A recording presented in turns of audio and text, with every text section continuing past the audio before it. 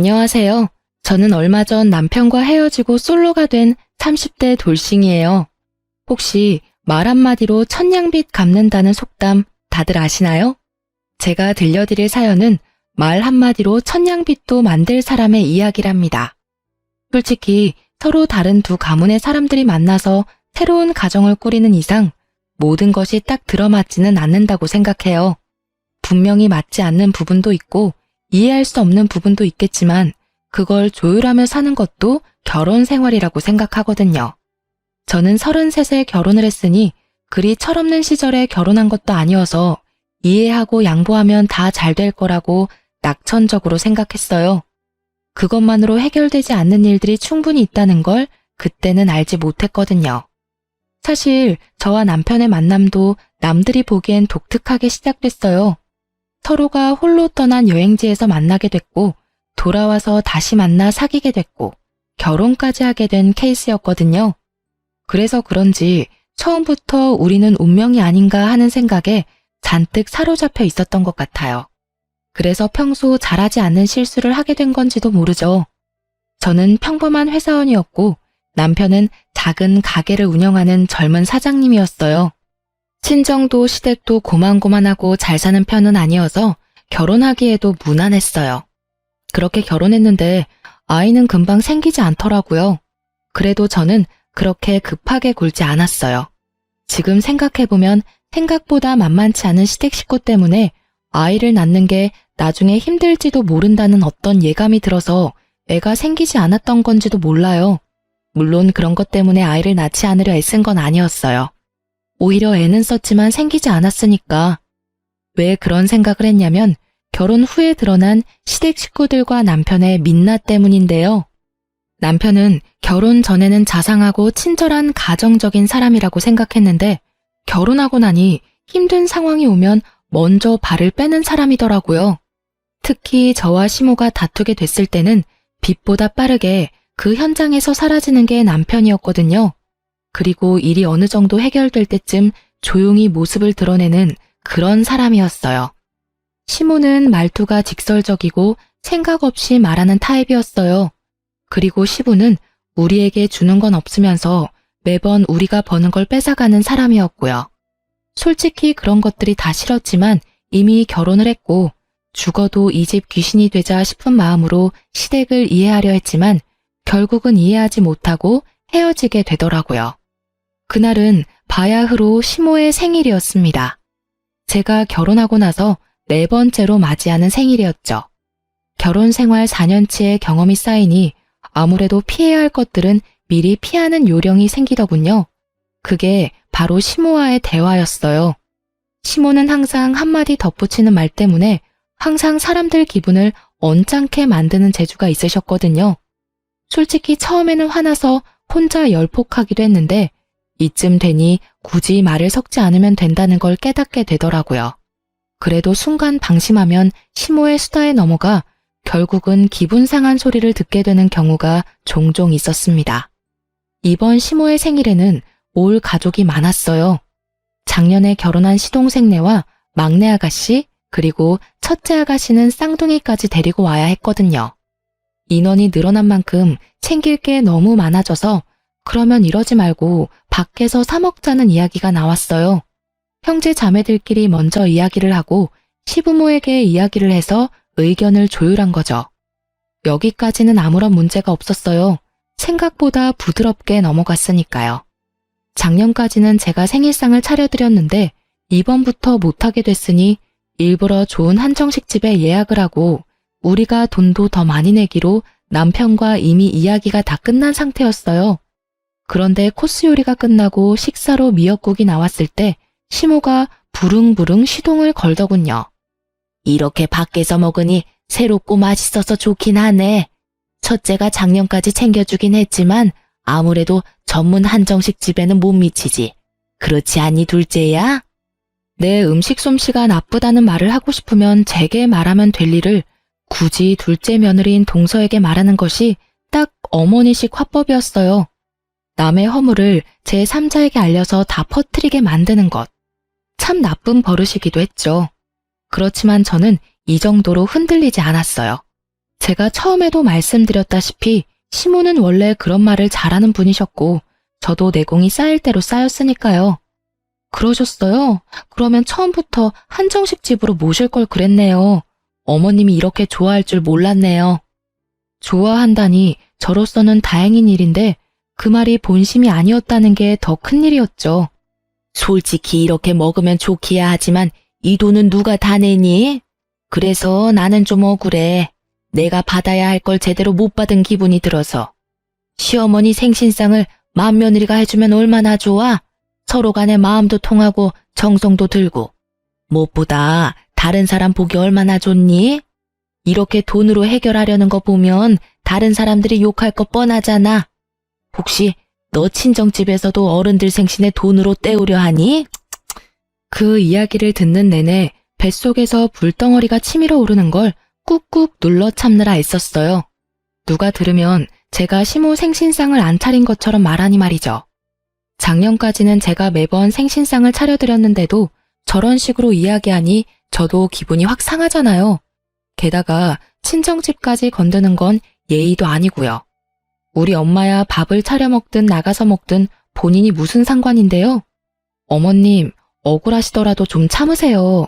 이렇게 밖에서 식사하자는 것도 도련님, 동서 아가씨들 모두 그렇게 하자고 해서 그런 거예요. 제가 뭐라고 이 집에서 그런 발언을 할 수 있겠어요? 저도 하자는 대로 따른 거고 죄송스러운 마음에 식비도 저희가 제일 많이 냈어요. 그리고 제가 생신상 작년까지 꼬박꼬박 차려드렸잖아요. 제가 해드리지 않은 것도 아닌데 그렇게 말씀하시면 저도 많이 서운하죠. 그렇게 말했더니 시모가 눈을 동그랗게 뜨고는 저한테 말하더라고요. 넌 무슨 말을 그렇게 감정적으로 받아들여? 그냥 내 생각이 그렇다는 거야. 누가 너더러 그렇게 해달라고 했니? 그럴 거였으면 생일 되기 전에 미리 말했을 거다. 나 참 어이가 없어서 한마디 했더니 아주 100마디 말로 시무를 나무라네. 그런 생각이 드셨으면 생각만 하시지 왜 그걸 딱 동서를 꼬집어서 말씀하셨어요? 다른 사람들 앞에서 제가 어떤 사람이 되었는지 아세요? 시어머니 모시지 않는 천하 불효의 며느리로 만드셨는데 그럼 제가 그런 말도 못하나요? 제 말에 남편이 더 놀라 저를 데리고 나가더군요. 저는 이미 화가 나서 기분이 상해 있는 상태였고 남편은 답답한 듯 머리를 쓸어넘기며 저한테 말하더라고요. 당신 왜 이렇게 못나게 굴어? 어머님이 그런 분인 거 다 알고 있잖아. 그럼 좋게 좋게 넘어가면 되지 왜 긁어 부스럼을 만들어? 어머니랑 똑같은 수준으로 행동하냐고. 여태까지 잘했으면서 왜 지금은 못 참는 건데? 참는 게 더 이상한 거 아니야? 아니, 나 욕하려면 나한테 하면 되고 내 욕만 하시면 되지. 친정엄마 들먹이는 거에 꼭 동서한테 들으라는 식으로 이야기하면 내가 뭐가 돼. 사람들 앞에서 내가 잘못했다고 까발리면서 욕하게 만들고 싶으신 거잖아. 이 집에서 나 혼자 욕먹으면 다 해결되는 일이야? 그래서 나는 내내 참아야 하는 거야. 내가 언제까지 참아야 하는데? 그래, 그건 좀 심했다고 나도 생각은 했어. 그렇지만 너도 평상시처럼 좋게 넘어갈 수 있었잖아. 제대로 처신할 수 있으면서 왜 너도 애처럼 굴어? 엄마랑 싸운다고 해결되는 건 아무것도 없는데 그냥 흘려들어. 아무도 그게 진짜라고 생각하지 않으니까. 진짜라고 생각하지는 않겠지. 그런데 어머님이 나한테만 계속 그러시면 나중에 어떻게 되는지 알아? 나는 욕바지가 당연한 사람이 된다고. 그런 분위기가 계속되면 언제까지고 나 하나만 희생하면 되는 그런 상황이 되는 거라고. 비약해서 생각하지 마. 그리고 진정해. 좋은 날 망치지 말고 그냥 조용히 해결하자, 어? 나 정말 이렇게 둘 사이에 끼이는 거 엄청 스트레스거든? 스트레스는 제가 다 받고 있는데 저딴 식으로 말하는 남편을 보니 더 화가 나더라고요. 그래도 참았어요. 그래, 원래 그런 거다. 그런 사람이다. 그렇게 생각하며 다시 돌아왔는데 시모가 아주 눈물을 흘리며 피해자 행세를 하고 계시더라고요. 넌 어떻게 나한테 그런 말을 할 수가 있어? 네가 나를 평소에 그렇게 생각했으니 그런 말을 내뱉었겠지. 너한테 내가 시어머니이긴 하니? 어떻게 동네 지나가는 아줌마들한테 하는 것처럼 화를 낼 수가 있어? 죄송해요, 어머니. 그렇지만 저도 어머니가 평소에 저를 어떻게 생각하고 계셨는지 잘 알게 돼서 다행이라고 생각해요. 앞으로는 이렇게 대접해드리고도 욕먹는 짓 안 하도록 아예 처음부터 아무것도 안 할 테니까 그냥 처음부터 편안하게 욕하세요. 욕 얻어먹을 짓 하고 욕 얻어먹는 건 저도 그렇게 억울하진 않거든요. 솔직히 그게 더 마음 편해요. 제가 그 말을 하자 다들 말을 잇지를 못하더라고요. 이렇게 당돌하게 말할 줄 몰랐나 보죠. 여태껏 참고 참고 또 참았는데 또 참을 줄 알았나 봐요. 저도 인간인지라 한계치는 있거든요. 그래서 결국 터져버렸는데 남편은 눈을 질끈 감더라고요. 저는 차라리 속이 시원했어요. 저는 그 뒤로 시댁과 최대한 멀리하기로 결정했고 그 결정에 남편도 큰 이견은 없었어요. 혼자 시댁에 왔다 갔다 해야 한다는 건 걱정했지만 시모와 저 사이에 끼어서 끙끙대는 일을 피할 수 있었으니 본인도 그게 좋다고 판단한 결과였겠죠. 그 뒤로 저는 설과 명절 이외에는 일절 방문하지 않았고 뭐든 돈으로 해결했어요. 이렇게 하다 보니 마음은 편했지만 돈이 많이 나가서 영 별로더라고요. 그래도 어쩔 수 없는 일이라 여겼어요. 어렵게 찾은 마음의 평화를 다시 빼앗기고 싶지는 않았으니까요. 그렇게 어떻게든 숨쉴 구멍 하나 틔우고 사는데 위기는 언제나 불시에 찾아오더라고요. 생각지도 못한 시부의 은퇴 때문이었어요. 시부는 중소기업의 기술자로 다니고 계셨는데 굳이 정년도 되지 않았는데 은퇴를 하시려고 하더군요. 몸이 힘들다는 말도 지나가며 몇 번 하셨고 본인이 하고 싶어하는 의지도 없어 보였어요. 연세가 있으시니 그러려니 했는데 정말로 퇴사를 결정하고 나올 줄은 저희도 몰랐죠. 솔직히 시부가 퇴사하고 나온 건 어쩔 수 없는 일이긴 했는데 결국 그 다음 달부터 저희 쪽에 커다란 위기가 닥쳤어요. 바로 시부가 여러 가지 명목으로 저희한테 돈을 달라고 하는 것이었죠. 처음에는 병원비, 보험비 같은 거였는데 그걸 드리기 시작하니 통신비나 기름값 같은 것도 원하시더라고요. 별 생각 없이 드렸는데 그게 몇 달 이어지니 매달 그걸 당연하게 요구하시더라고요.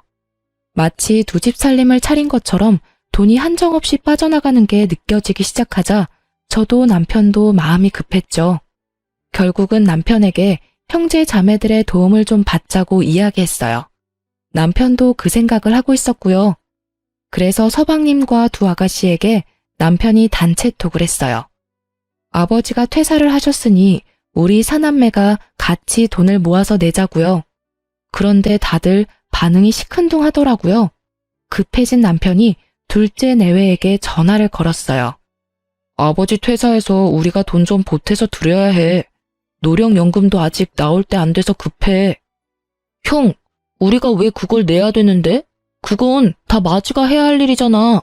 어차피 장남이라서 받을 재산도 많으면서. 야, 너 말 그따위로 할래? 아버지 어머니 오래오래 사시면 재산이 남아있기나 할 것 같아. 변변한 사망보험금도 없으신데 장례 치르고 나면 돈 다 나가고 없지. 빚 안 진 게 천만 다행이라고. 그런 상황에 내가 재산을 많이 받을 거라고? 말이 되는 소리를 좀 해. 맞아요. 그게 어떻게 마지가 당연히 해야 되는 일인데요? 그래서 말씀드리기 전까지 몇 달을 이 사람이 돈 내주고 있었잖아요. 저희도 이렇게 하다가는 곧 파산이라고요. 아니, 자식이 넷인데 어떻게 하나가 다 부양을 해요? 결국은 저도 합세에 싸워서 시동생도 돈을 같이 내기로 했어요. 두 아가씨들도 처음에는 난색을 표했지만 조금이라면 가능하다며 10만 원 정도씩은 내기로 했어요. 잘 걷어지거나 다들 흔쾌히 내는 것은 아니었지만 그래도 저희의 부담이 어느 정도 줄어들어 다행이라고 생각했죠. 그런데 시부는 저희가 매달 드리는 30만 원의 용돈에서 20만 원을 더 보태서 달라며 어린애 떼쓰듯 요구하기까지 하더라고요. 전화 통화할 때마다 닥달하는데 진짜 노이로제 걸리겠더라고요. 결국은 스트레스를 받은 저는 결국 이혼에 대한 생각이 조금 더 절실해졌어요. 그래도 이때까지만 해도 그리 심각한 수준은 아니었어요. 시부의 어이없는 요구는 저희 친정아버지가 돌아가시고 나서 더 심해졌어요. 아버지는 사망보험금을 2억 정도 남기고 돌아가셨어요. 교통사고였고 현장에서 사망한 터라 저희도 황망한 상태였었어요. 친정에는 저와 제 어린 여동생, 어머니만 있었던 터라 장례 치르는데도 너무 힘들었었죠. 그런데 장례가 다 끝난 다음 날 시부가 저와 남편을 불렀어요. 무슨 일인가 싶어 시댁에 갔더니 시부가 무척 궁금한 표정으로 묻더군요. 그래, 친정아버지 돌아가셨는데 부조금 들어온 거는 어떻게 하기로 했어? 들어온 만큼 나간 탓에 별로 남는 것 없었지만 제가 다 받았어요. 제 손님이 많기도 했고 제가 상주를 맡아서 어머니가 저더러 가져가라고 하셨거든요. 여자 셋밖에 남지 않은 집안에 여동생은 결혼조차 하지 않은 상태였고 남편은 상주가 하기 싫다고 하는 바람에 제가 상주를 맡게 됐었거든요. 보통은 사위도 상주를 많이 한다는데 요즘 세상에 남녀 차이 둘 필요도 없고 남편이 싫다니 그냥 제가 하는데 별 거부감도 없어서 제가 한 거였어요. 솔직히 제가 상주로 손님 받고 일 다 했으니 제가 받아온 것도 당연하다 싶었는데 시부가 이야기하더라고요. 그래, 그 돈 다 너희 것이니 다 받아와야지. 친정에서 아무리 우겨도 그건 너희 돈이야. 친정이라도 그런 건 확실히 해야 나중에 뒤탈이 안 생겨. 웬일로 멀쩡한 말을 하나 싶었는데 다음 말로 그 생각이 와장창 무너졌어요. 그런데 사돈 어른 보험금은 어떻게 하기로 했냐? 그것도 네가 가져오는 거야? 가족이 셋뿐이니 셋이서 나누기로 했어요. 별 생각 없이 던진 말이었어요. 그렇게 하기로 결정이 된 상태였고 친정엄마가 저한테 7천만 원을 주기로 하셨어요. 그래, 그렇게 해야지. 당연한 일이야. 사망보험금도 다 같이 나누는 게 맞는 일이지. 그렇게 말하는 시부를 보며 왜 저런 당연한 말을 하시지 싶었는데 그 다음 날부터 시부에게서 전화가 왔어요. 아유, 며느라가 내 차가 요새 말을 안 들어. 어떻게 고치긴 해야 할 것 같은데 돈이 많이 들 것 같아서 고민이구나. 어떻게 해야 좋겠니? 차가 고장 나셨어요? 일단 그이한테 전화해서 물어보는 게 더 빠를 것 같아요. 제가 차를 몰지 않으니 차에 대해서 잘 모르거든요. 차에 대해 전혀 모르는 저한테 전화를 하시길래 남편에게 전화해보라고 했는데 그 다음 날부터 남편은 차를 사야 한다는 시부의 닥달에 시달린다며 저한테 하소연을 하더라고요. 시부는 무조건 차를 사야 한다는 의견이었는데 남편이 시부 차를 정비소에 가지고 갔지만 특별히 문제가 많은 건 아니더라고 하더라고요. 오래된 것만 몇 개 바꾸면 문제없고 돈도 많이 나오지는 않는다고 했는데도 시부는 막무가내로 차를 바꿔야 한다고 고집을 피웠죠. 그래서 이번에도 시동생들의 도움을 요청했죠. 그런데 다들 그 정도로 큰 돈은 갑자기 마련할 수 없다고 하더라고요. 저희도 그 부분은 이해할 수밖에 없었어요. 갑작스레 목돈을 달라는 것도 너무한 일이잖아요. 아파서 수술비가 모자라서 그렇다면 당장 어떻게든 마련해 보겠지만 그런 상황도 아니었으니까요. 결국 저와 남편은 시부를 만나서 말했어요. 아버님, 저희가 아무리 이야기해봐도 차를 살 수 있을 만큼의 돈이 안 나와요. 그러니까 일단은 수리해서 쓰시고 돈이 생기면 그때. 너희들이 나를 이 정도로밖에 생각을 안 했던 거야? 어떻게 아버지가 불편해서 필요하다는데 차 한 대를 못 사줘? 나도 민망한 거 참으며 차가 필요하다고 요구하는데 이렇게 야박하게 굴 거야? 첫째 며느리도 그렇게 안 봤는데 참 야박해. 왜 이분은 또 저를 콕 집어서 이야기하는지 모르겠더라고요.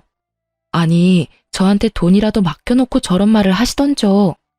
어이없는 제가 뭐라 말을 잇지 못하는데 시부가 한마디 하더라고요. 너는 아버지 사망보험금도 받아서 남들보다 풍족한데 왜 그거 하나를 못 해줘? 그 돈 있으면서 너 나한테 이러는 거 아니다.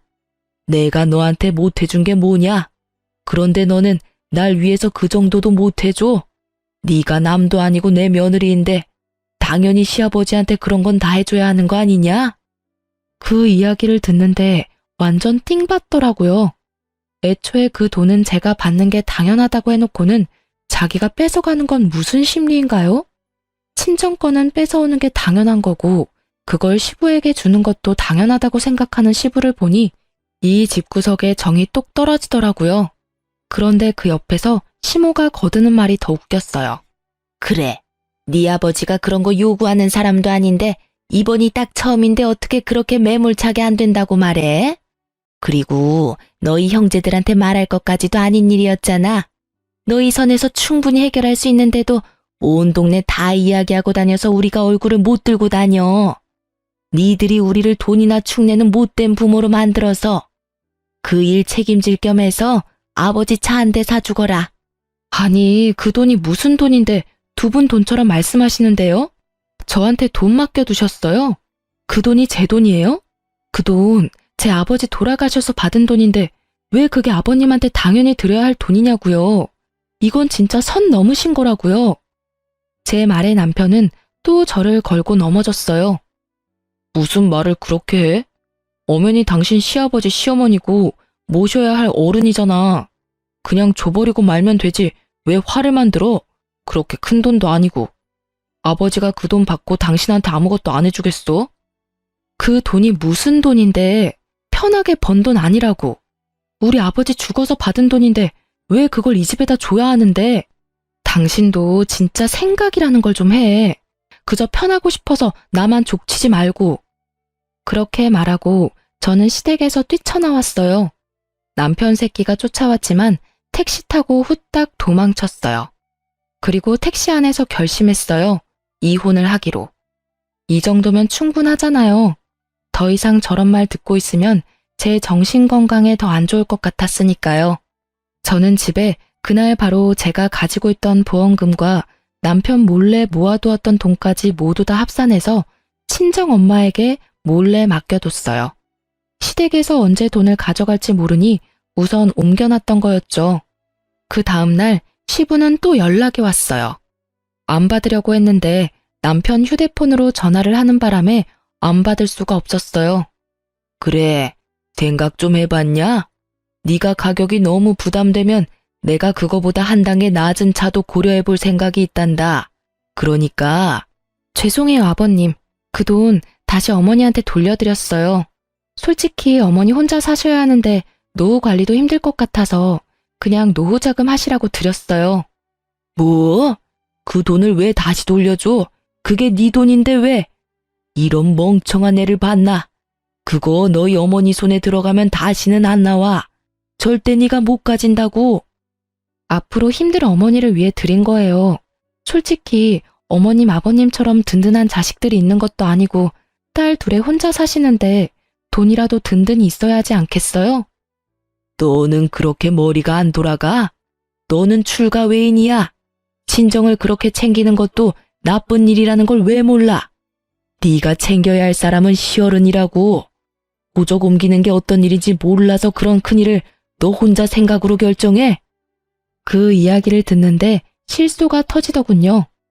그런 아버님도 두 아가씨들한테 매달 흑염소랑 홍삼 사오도록 시키시잖아요. 딸들이 집에 잘하면 좋으실 텐데 왜 남의 집 딸이 그러는 건 싫으세요? 그리고 아버님, 그 돈은 우리 아버지가 월급에서 꼬박꼬박 매달 보험금 넣어서 타게 된 보험금이에요. 그 돈 중에 아버님이 낸 몫이 하나도 없으니 온전히 우리 집안 돈이고요. 그러니 그만 신경 끄시는 게 좋을 것 같아요. 그렇게 이야기하자 결국 할 말이 없어진 시부는 씩씩거리다가 전화를 끊더군요. 그런데 그 불똥은 다른 데서 튀었어요. 다음날 친정 엄마한테서 전화가 왔어요. 빨리 집으로 오라고요. 무슨 일인가 싶어 친정에 갔더니 세상에 시부와 시모가 둘이서 우리 엄마한테 돈 내놓으라고 난리를 피우고 있지 않겠어요? 당장 돈 내놓으시오. 아니 딸이 무슨 잘못이라고 딸 몫을 홀라당 가져가. 우리 며느리 돈 빨리 안 돌려주면 우리 여기서 한 발짝도 안 나가요. 아니 왜들 이러세요? 저한테 돈 맡겨놨어요? 그리고 당신네 며느리가 내 딸이라고요. 딸이 저한테 준 돈을 당신들이 뭐라고 돌려달라 말아 큰소리 친단 말이에요? 완전 빚쟁이처럼 집 앞에 진을 치고 있는 시어른들을 보니 저는 제가 처신을 잘못했구나 하는 생각이 먼저 들었어요. 아예 싹을 밟아놨어야 하는데 제가 어머니에게 돈을 줬다고 하니 어머니한테로 와서 돈을 내놓으라고 할 줄이야. 며느리 돈을 사돈이 가져가도록 뭐라고 했을 거 아닙니까? 그럼 걔가 멀쩡한 정신으로 그 큰 돈을 덜컥 제 어머니한테 줬겠어요? 분명히 안사돈께서 뭐라고 하니 애가 돈을 줬겠지. 제가 뭐라고 하든 그 돈은 딸아이가 알아서 하는 거죠. 사돈분들이야말로 완전 남이면서 어떻게 여기까지 찾아와서 돈돈거릴 수가 있어요? 염치라는 게 있어야지. 이렇게 뻔뻔하게 찾아와서 남의 남편 보험금을 내놓으라 말아 난리냐고요. 시부와 시모는 저희 엄마를 잡아먹을 것처럼 아주 둘이서 협공을 하더라고요. 그만하세요, 어머님, 아버님. 여기까지 무슨 일로 오셨어요? 설마 이렇게 큰일 만들려고 오셨어요? 왜 오긴? 우리가 뺏긴 돈 찾으러 왔지. 아니, 사돈도 그렇게 안 받는데 사람이 이렇게 융통성이 없고 사람이 포악해. 아니, 지금 그 돈을 뺏긴 게 누구신데요? 두 분 중에 그 돈 가지고 계셨던 분이라도 있으세요? 저한테 온 돈이었고 제가 어머니한테 드린 돈이라고요. 뺏긴 게 아니고 제가 자발적으로 드렸어요. 두 분한테 뺏길까 봐. 결국 저와 이야기에서는 끝이 보이지 않을 것 같아 남편을 불렀어요. 처갓집 앞에 서서 씩씩거리는 본인 부모님을 보던 남편도 당황한 듯 눈치를 보더라고요. 설마 진짜 장모집까지 찾아와서 행패를 부릴 줄은 몰랐나 보죠. 저는 설설 기는 남편을 쥐잡듯 잡았어요. 당신은 뭘 했길래 일을 이렇게 만들어? 어떻게 할 거야? 당신이 중간에 알아서 커트를 못 시키니까 결국에 이런 일이 벌어진 거 아니냐고. 너 편하자고 좋게 가자더니 이게 좋은 결과야? 당신 두 눈으로 똑똑히 봐. 우리 엄마가 지금 무슨 꼴을 당하고 있었는지. 매번 나한테 좋게 넘어가라고 하더니 도대체 당신은 뭘 하느라 이런 일이 터질 때까지 그냥 뒀어?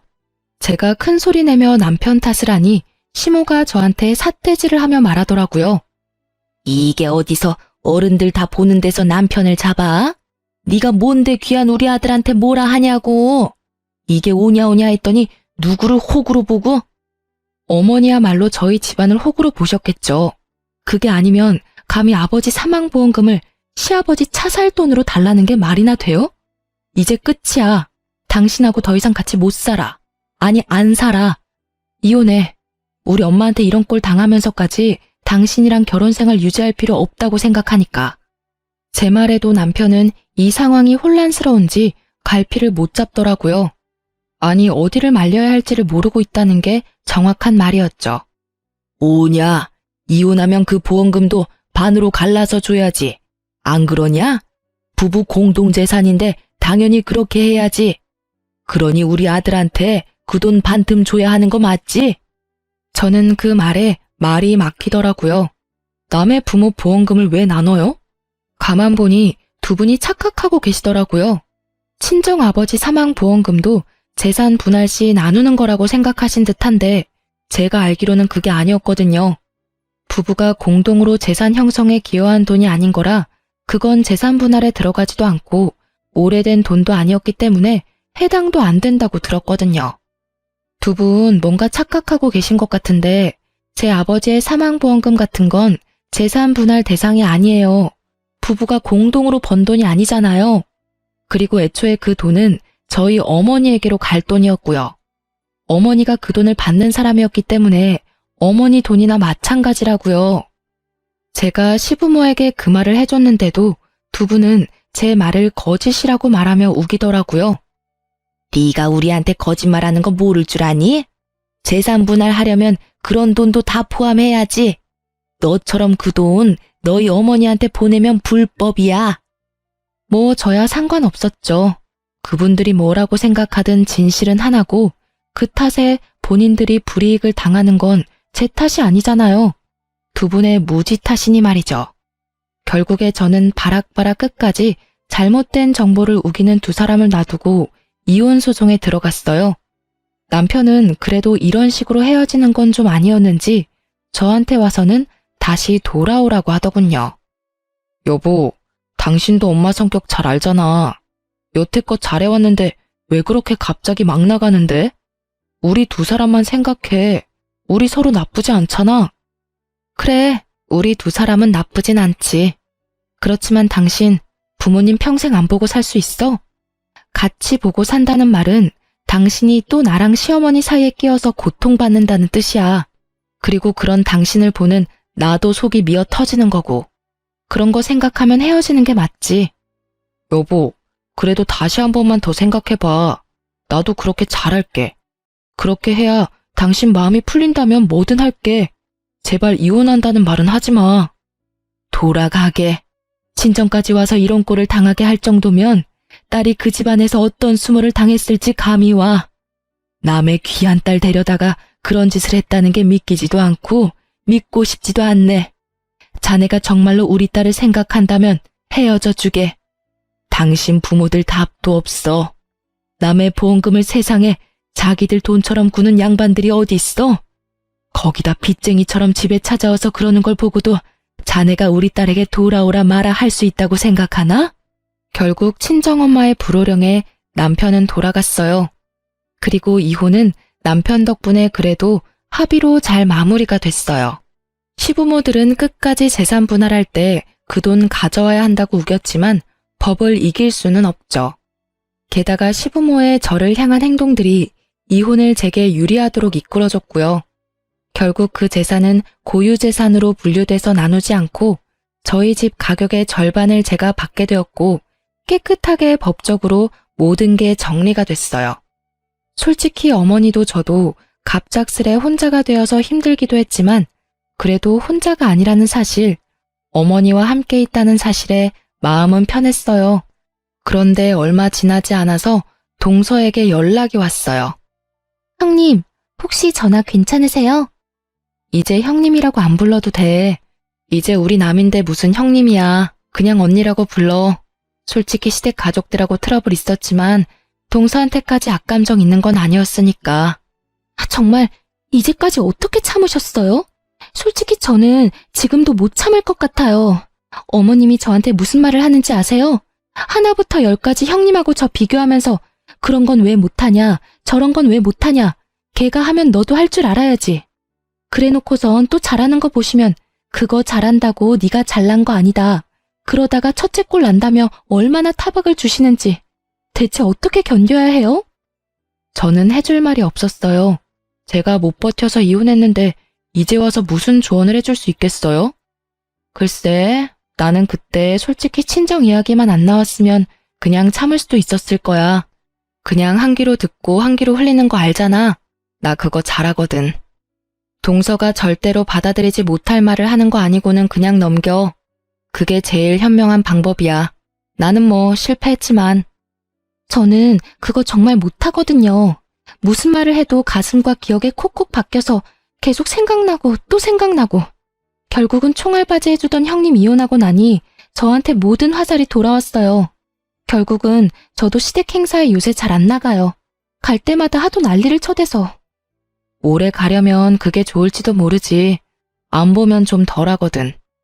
근데 언젠간 그 얼굴들을 봐야 하니 말이야. 그래도 잘 지내고 있는 모양이네. 잘 지내요? 어디 가요? 지금 완전 집 난리 났어요. 눈 뜨고 못 봐줄 꼴이거든요. 형님 이혼하시고 아주버님은 재혼하라고 계속 시달리고 있으시고요. 제가 시댁과 척을 지고 있다 보니 그분들이 돈 필요할 때 연락할 곳이 없잖아요. 결국 두 아가씨한테 이거 사느라 저거 사느라 하는 바람에 두 분도 아예 부모님이랑은 연 끊고 지내고 있어요. 그나마 남매들이 사이가 좋아서 이리저리 연락하고 지내서 다행이지. 아니었으면 아예 뿔뿔이 흩어져서 안부 인사도 못하고 지낼 뻔했다니까요. 동서의 이야기를 들으니 본인들이 한 일들에 대한 벌을 지금 받고 있는 것 같더라고요. 자식이 자기 소유이고 자식들 돈이 내 돈이라고 당연하게 생각하는 시댁 어른들의 마인드는 정말 요즘 같은 세상에서는 있을 수 없는 거니까요. 그렇게 동서와의 연락도 그걸 끝으로 더 이상 오지 않았어요. 그리고 그 후 1년이 더 지났을 때 친정엄마와 마트를 가다가 전 시모와 마주친 적이 있었거든요. 그때도 여전히 그 나쁜 입버릇이 어디 가지 않았더라고요. 아이고, 얼굴색이 아주 좋네. 어쩜 이렇게 예쁘게 하고 다녀? 남의 집안은 풍비박산 내놓고 혼자 잘 사는가 봐. 너 때문에 집이 아주 갈갈이 찢어졌어. 어떻게 책임질 거야? 첫째 아들은 내 말도 안 들어. 둘째네는 연락도 안 돼. 두 딸들도 돈 이야기할 거면 집에 전화도 하지 말란다. 이게 네 작품이 아니면 누구 작품이겠니? 네가 이렇게 만들어 놓고 나갔으니까 네가 책임져야지. 이렇게 비아냥거리는 말투를 정말 오랜만에 들으니 어질어질 하더라고요. 그러게요. 이혼하고 나니 얼굴이 피는 게 다들 좋은 일이냐고 물어봐요. 좋은 일이긴 하죠. 그렇게 괴롭히던 사람이 없어졌으니까요. 그리고 자식들이 연락 안 하는 걸 제 탓으로 돌리지 마세요. 저는 이혼 후에도 이혼 전에도 시부모님 연락 받지 마라고 한 적 없어요. 그분들이 그렇게 했다면 다 그만한 이유가 있었겠죠. 솔직히 두 분만 모르고 나머지 사람들은 다 아는 이유가 있잖아요. 전화 걸 때 무슨 용건으로 전화 거는지 잘 생각해 보시면 감이 올 거예요. 제 말에 시모가 열받아서는 쌍심지를 켜고 눈을 부라리며 저를 쳐다보며 말하더군요. 아니 이년이 어디서 잘났다고 입을 나불거려? 가만 보자 하니 내가 니년 아래 것으로 보이냐? 좋게 말하면 좋게 알아들어야지. 어디서 어른 말에 토를 달고 말대꾸 하는 거야? 그리고 자식들이 그렇게 된 게 내 탓이라도 된다는 거야? 네가 그걸 무슨 수로 한다고 함부로 짓거려? 결국 저희 친정엄마가 열받아서 제 앞으로 나섰어요. 저희 어머니도 한 성격 하시거든요. 웬만하면 참으려 노력하시지만 딸 이야기라면 눈빛부터 달라지시지 말이에요. 이보세요 아줌마. 왜 남의 딸한테 2년 전년 짓거리고 난리야?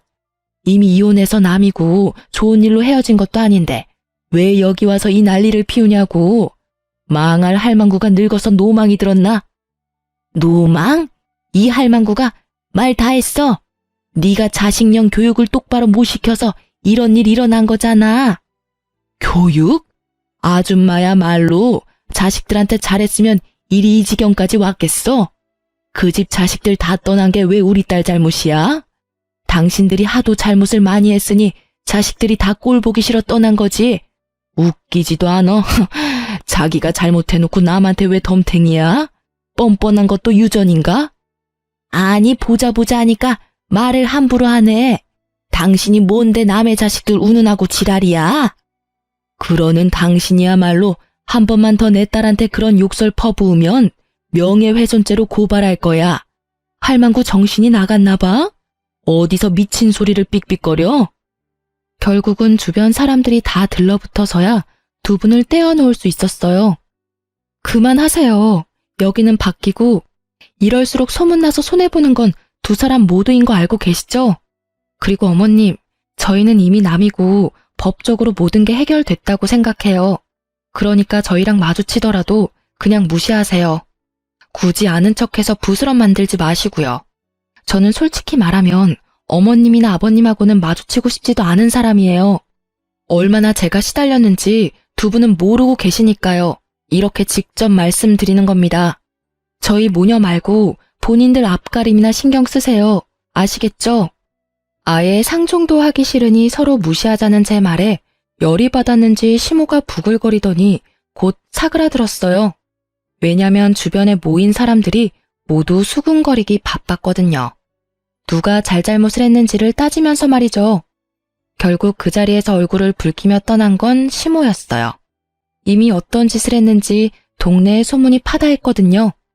그러게 자식들한테 잘했으면 이런 일 없었을 거고 남편도 알아서 저와 시모 사이 잘 중재했더라면 이렇게까지 될 일도 아니었어요. 나중에 엄마가 소문 하나를 들었는데 남편이 시모 등살에 재혼하려고 했지만 저런 시모가 붙어 있어서 재혼이 계속 불발됐나 봐요. 거기에다 남편 본인은 시모와 아내 사이에서 조율하는 게 힘들었었으니 다시는 그 경험을 하고 싶어 하지 않아서 재혼 생각은 아직 없는데도 시모가 계속 여자를 붙여주니 골치가 아픈 상황인 듯 하고요. 그리고 시모와 시부의 행동이 소문이 다 난 탓에 소개받은 여자들도 자식들과 영 끊고 사는 시얼은 독박 부양해야 된다는 걸 깨닫고는 점점 소개해주려는 사람도 사라졌다고 하더라고요. 그러니 며느리를 돈줄로 생각하면 안 되는 거였죠. 이렇게 소문날 거 왜 그렇게 난리법석을 떨었는지. 저와 남편 사이에 아이가 없었으니 혼자가 된 것도 나쁘지만은 않았어요. 만약 애가 있었다면 더 크게 힘들었을지도 모르고 이렇게 이혼을 결심하는 것도 힘들었을 거예요. 그렇지만 만약 똑같은 일이 벌어났다면 이혼을 하지 않겠다는 결정은 없었을 게 확실해요. 만약 내 아이가 있었더라면 그 아이에게 또 다른 불똥이 튀었을지도 모를 일이잖아요. 현재는 욕심 많고 말버릇 나쁜 시부모 때문에 제 인생에 이혼 경력이 한 줄 생기게 된 건 참을 수 없을 만큼 짜증이 날 뿐이에요. 지금 생각해보면 그런 말이 있잖아요. 말 한마디에 천냥빚도 갚는다는데 시부모들은 말 한마디로 천냥빚을 얻을 사람들인 거죠. 그래도 그런 사람들에게서 빨리 벗어날 수 있었던 것만으로도 지금은 감사하게 생각하는 중이랍니다. 그리고 항상 생각해요. 말하기 전에 한 번 더 상대방을 생각하기. 오해가 생기기 전에 얼른 풀어주기. 민감한 이야기는 몰래 하기. 그런 버릇이 시모 덕분에 생기게 된 거라 그 부분만큼은 감사해요. 살아있는 경험으로 얻게 해준 능력이니 말이죠. 그리고 시부 덕분에 경솔하게 말을 꺼내는 일도 없어졌으니 참으로 고마운 일을 하시기도 했죠. 저희 시부모님 사연 어떻게 들으셨나요?